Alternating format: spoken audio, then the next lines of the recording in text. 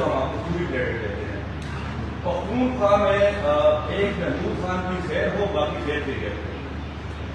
آپ ذرا یہاں پر موجود ہے، پہلے بھی آئے، اب دوبارہ موجود ہیں، تو مہربانی کریں اپنے وزیروں کی پرفارمنس کو انالائز کریں. دیگر ڈپارٹمنٹ کو چھوڑ دیں، ایک میڈیا کا سیکٹر ان سے نہیں سنبھالا جا رہا. جو آپ کی پریس کانفرنس کی دعوت نامے آتے ہیں وہ بھی ریڈیکولس طریقے سے آتے ہیں. جو تھوڑا بہت ہے میڈیا کا وہ بھی محمود خان صاحب نے سنبھالا ہوا ہے. تو ایک تو مہربانی کریں کہ آپ کس طرف توجہ دیں. سر دوسری بات کہ لوگ ظاہر بات ہے آپ کے پختونخوا میں فالوورز میں کثیر تعداد میں، اس میں کوئی شک نہیں ہے، آپ پختونخوا کے پاپولر لیڈر ہیں، لوگ آپ کو ووٹ بھی دیتے ہیں، لوگ آپ کے ساتھ جاتی بھی ہیں. لیکن نہ لوگوں نے وزیر اعظم ہاؤس کی دیواریں گرتی دیکھی، نہ لوگوں نے گورنر ہاؤس کی دیواریں گرتی دیکھی، نہ لوگوں نے وزیر اعلیٰ ہاؤس کی یونیورسٹیاں دیکھی، نہ لوگوں نے پاکستان کو آزاد ہوتے ہوئے دیکھا، نہ چوروں کو لڑکتے ہوئے دیکھا.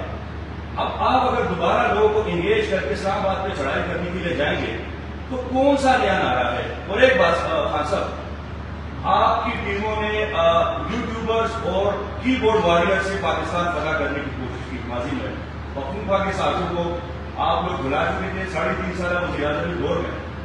اب یوٹیوبر سے اور کی بورڈ وارئر سے تو امریکہ، یورپ اور نیٹو کے ممالک افغانستان فتح نہیں کر سکے، آپ اسلام آباد کیا فتح کریں گے؟ اور سر گلی گلی کوچے کوچے میں لوگ آرمی جنرلز کو گالیاں دے رہے ہیں. اب یہ تربیت کس نے دی؟ ٹویٹر پہ یہ کون لوگ ہیں؟ یہ پی ٹی آئی کے لوگ ہیں. آپ اپنے ورکر کو پاکستان کے اداروں میں خصوص آرمی اور جو عدلیہ ہے اس کے حوالے سے کیا پیغام دیں گے کہ جو آرمی جنرل کے حوالے سے یہ پیغام آپ نے کہا تھا کان میں پیغام پہنچا دیں، تو میرے خیال سے ہر کان تک پہنچ چکا ہے، گالیاں پڑ رہی ہیں. تو آپ اپنے اب عوام توقع کر رہے ہیں کہ آپ اپنے ورکر کی تھوڑی سی تربیت کر رہے ہیں. آپ بھلی بالکل آپ اپنی تحریک چلائیں، ان چوروں کے خلاف چلائیں، پاکستان کو فتح کریں، فتح کر کے دوبارہ آپ عوام کی خدمت کریں. لیکن یہ جو نفرت کی سیاست ہے اور یہ غیر گلوچ کی سیاست ہے، اس حوالے سے آج اپنے ورکر کو پیغام دیں گے.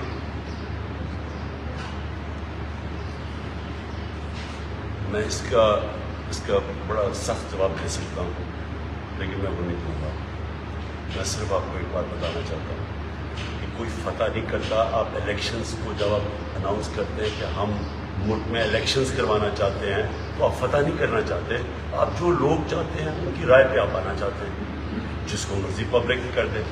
ہمارا صرف مسئلہ یہ ہے کہ ہم ایک کسی سازش کے تحت جو اتنا واضح سازش ہوئی ہے پاکستان کے اوپر، جس کے اوپر ہم نے سپریم کورٹ کے چیف جسٹس کو بھی پاکستان کے پریزیڈنٹ نے وہ مراسلہ بھیجا ہوا ہے جس پہ سازش واضح ہے. ہم صرف یہ کہہ رہے ہیں کہ ہم کسی امپورٹڈ باہر سے کسی حکومت کو اوپر نہیں دیکھنا چاہتے، کیونکہ ایک آزاد ملک ہے. لوگ ہمارے بڑوں نے آزادی کی پوری تحریک پہ شامل ہو کے آزاد کیا تھا. جو بھی قوم جس کو ووٹ دینا چاہتی ہے بسم اللہ. ہم تو صرف یہ نہیں چاہتے کہ کوئی ہمارے اوپر امپوز کیا جائے. باقی یہ جو ساری آپ نے باتیں کی ہیں مجھے تو اسے سمجھ نہیں آ رہی کہ کی بورڈ وارئرز اور یہ اور وہ. آپ کو پتہ ہے کہ سوشل میڈیا کو آج تک کوئی کنٹرول نہیں کر سکا.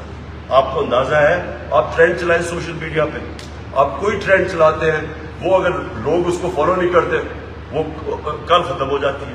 ٹرینڈ چلتی ہے. یہ سوشل میڈیا ایک وہ چیز ہوئی ہے جس نے عوام کو ڈیموکریٹائز کر دیا ہے.